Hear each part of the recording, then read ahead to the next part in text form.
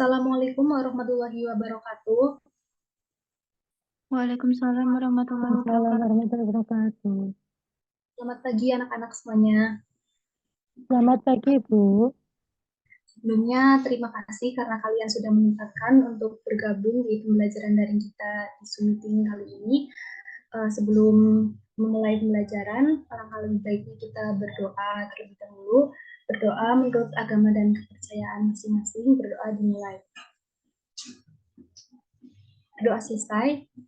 Baik, sebelumnya akan Ibu cek kehadiran terlebih dahulu. Yang pertama ada Nur Arifah, Hadir, Bu.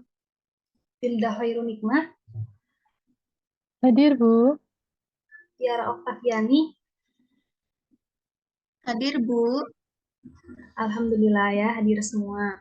Nah, untuk pembelajaran pada pagi hari ini kita akan membahas mengenai materi kemagnetan. Sebelumnya akan Ibu share screen terlebih dahulu. Apakah share screen Ibu sudah terlihat? Sudah, Sudah, Bu. Bu.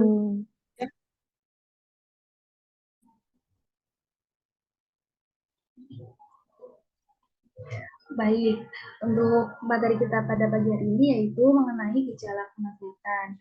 Oh, sebelumnya Ibu tanya dulu, apakah kalian ingat kemarin kita mempelajari tentang materi apa?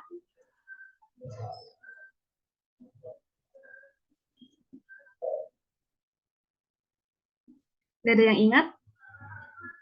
Getaran, Bu. Ya, kemarin kita membahas tentang getaran.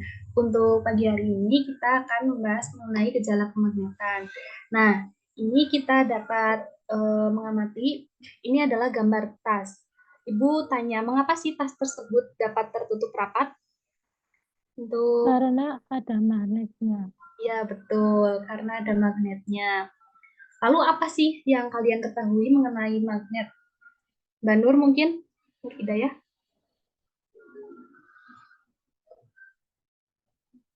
Magnet itu benda yang mampu menarik benda lain di sekitarnya, Bu. Ya, benar sekali. Magnet merupakan benda yang mampu menarik benda-benda lain di sekitar.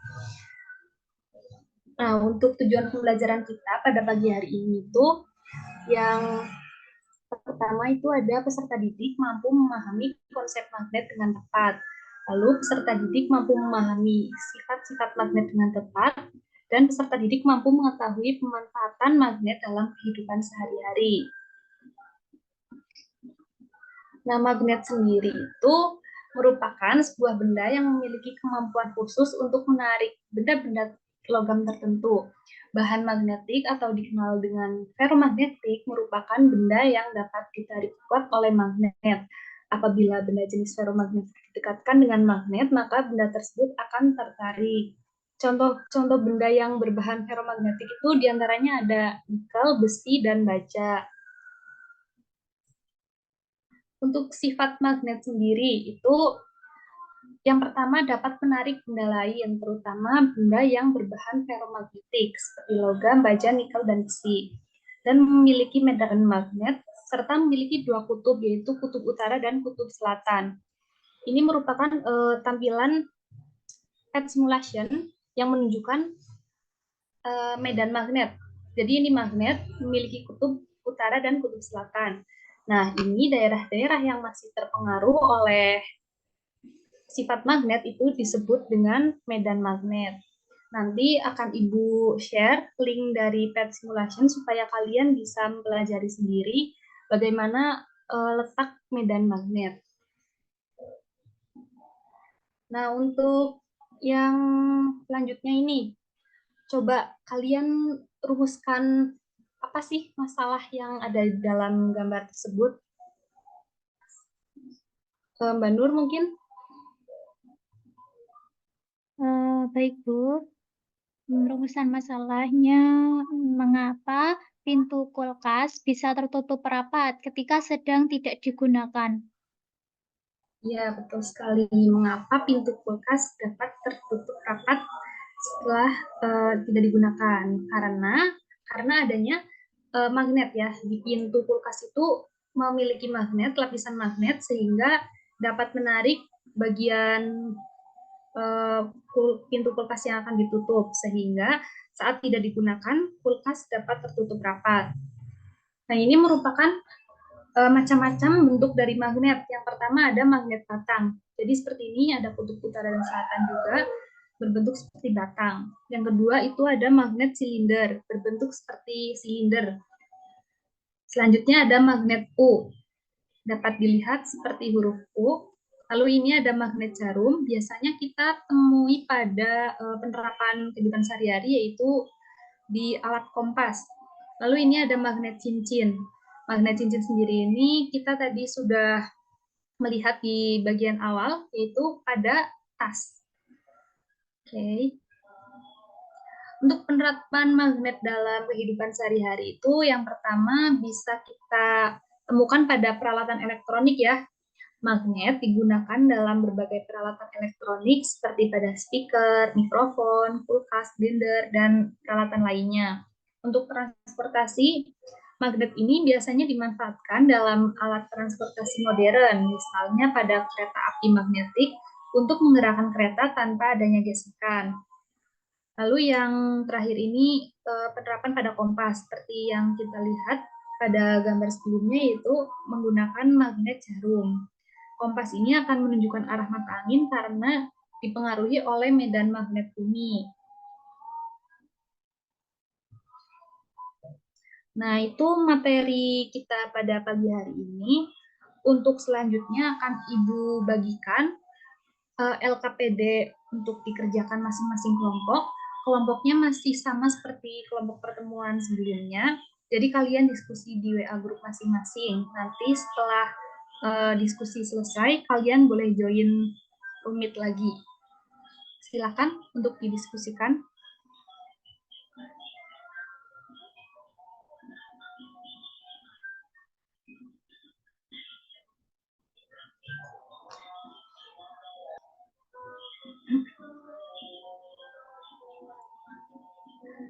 Jika ada yang ingin ditanyakan, silakan langsung tanya di Zoom atau bisa tanya di grup kelas.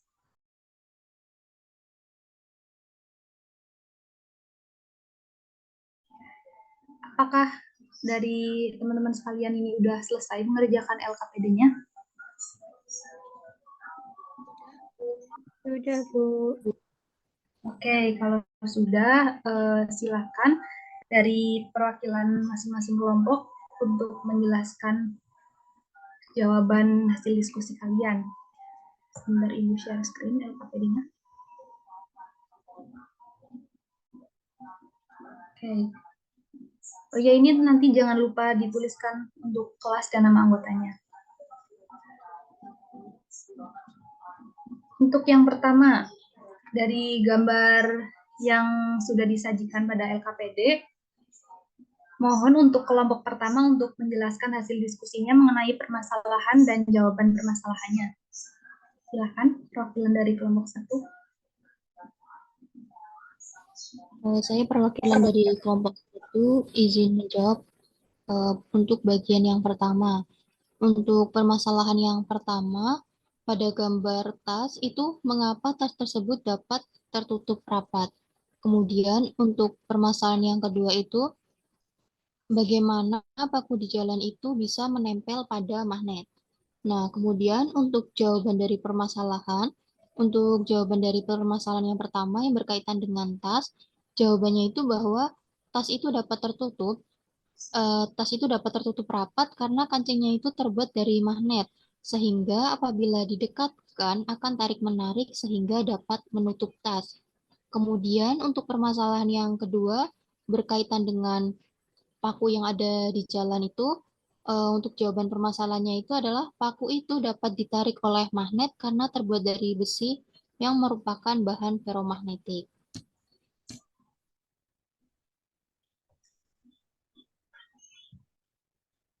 Baik, terima kasih kepada kelompok 1 yang sudah memaparkan hasil jawabannya. Apakah dari teman-teman ada yang memiliki jawaban lain? Mungkin dari kelompok yang selanjutnya, adakah yang memiliki jawaban lain? Atau sama? Sama, Bu. Oke, kalau sama berarti kita lanjutkan ke soal berikutnya. Untuk soal yang pertama itu akan dijelaskan oleh perwakilan kelompok 2. Itu sebutkan 10 benda-benda di sekitar yang menerapkan prinsip kerja magnet. Silakan perwakilan dari kelompok 2. Untuk kelompoknya Mbak Filda. Baik. Untuk yang jawaban nomor pertama itu ada kulkas, speaker, motor listrik, generator, kompas, kartu magnetik atau kartu di hotel, kemudian MRI di rumah sakit untuk ronsen, kemudian hard disk drive, pintu kunci magnetik, dan earphone. Oke, terima kasih karena sudah menjawab benda-benda yang ada di sekitar kita ya. Betul sekali bahwa tadi apa yang dijelaskan oleh Mbak Filda itu merupakan benda-benda yang menerapkan prinsip kerja magnet. Untuk yang selanjutnya, nomor 2 akan dijelaskan oleh kelompok 3. Silakan kepada perwakilan kelompok 3. Ini soalnya ya, apakah semua benda logam dapat ditarik oleh magnet dan mengapa? Untuk kelompoknya Mbak Arifah mungkin. Baik, Bu. Nah, untuk jawabannya itu tidak semua logam dapat ditarik oleh magnet. Hal ini karena terdapat bahan non-magnetik, yaitu bahan yang bersifat paramagnetik atau lemah saat ditarik oleh magnet dan bahan bersifat diamagnetik atau tidak dapat ditarik oleh magnet. Sedangkan bahan yang dapat ditarik kuat oleh magnet adalah bahan yang bersifat ferromagnetik. Begitu, Bu. Terima kasih. Benar sekali ya. Apakah mungkin dari kelompok lain ada yang ingin berpendapat? Atau ada yang berbeda jawabannya? Sama, Bu.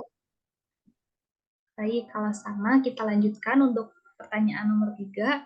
Perwakilan dari kelompok 4, mungkin silakan menjawab. Diskusikanlah mengenai benda-benda sehari-hari di sekitar kita yang bisa ditarik dan tidak bisa ditarik oleh magnet. Izin menjawab, Bu. Ya, silakan. Untuk benda-benda yang bisa ditarik magnet itu ada kunci karena terbuat dari baja yang bersifat ferromagnetik, kemudian pisau dapur juga terbuat dari besi, klip kertas juga terbuat dari baja atau besi sehingga dapat ditarik mudah oleh magnet. Terus yang tidak dapat ditarik oleh magnet itu ada sendok dan garpu aluminium karena terbuat dari aluminium yang bersifat paramagnetik sehingga tidak dapat ditarik magnet. Kemudian koin dan juga kaleng minuman aluminium yang tidak dapat ditarik magnet. Baik, terima kasih karena sudah menjawab pertanyaan dengan baik. Untuk selanjutnya, apakah dari teman-teman ada yang ingin bertanya mengenai materi yang sudah kita pelajari pada pagi hari ini? Belum, Bu. Oke, kalau belum ada, mungkin Ibu akan menugaskan kalian mengenai materi yang berikutnya. Kalian merangkum, nanti kemudian akan dikumpulkan ke meja Ibu di pertemuan berikutnya.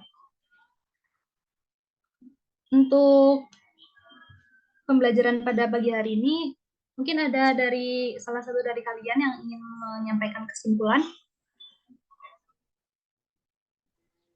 Saya, Bu, izin menyampaikan kesimpulan. Baik, silakan. Untuk kesimpulannya, jadi magnet itu adalah sebuah benda yang memiliki kemampuan khusus untuk menarik benda-benda logam tertentu. Nah, di mana benda-benda itu tuh dapat digolongkan, yaitu ada paramagnetik, yaitu benda yang ditarik lemah oleh magnet. Kemudian untuk ferromagnetik, itu benda yang dapat ditarik kuat oleh magnet. Kemudian ada diamagnetik, itu benda yang tidak dapat ditarik oleh magnet. Kemudian magnet sendiri itu memiliki dua kutub, yaitu kutub utara dan kutub selatan, serta magnet itu memiliki medan magnet, yaitu bagian di sekitar magnet yang terpengaruh oleh gaya magnetik. Baik, terima kasih kepada Mbak Tika. Berikan tepuk tangan karena sudah menyampaikan kesimpulan pada pembelajaran pagi hari ini.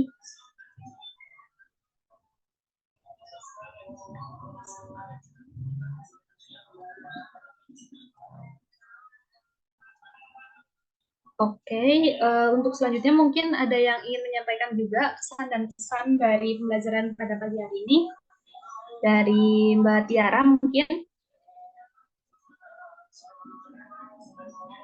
Baik, izin menyampaikan, Bu. Untuk kesan-kesannya sangat menyenangkan karena kita jadi mengetahui terkait benda-benda yang dapat ditarik oleh magnet.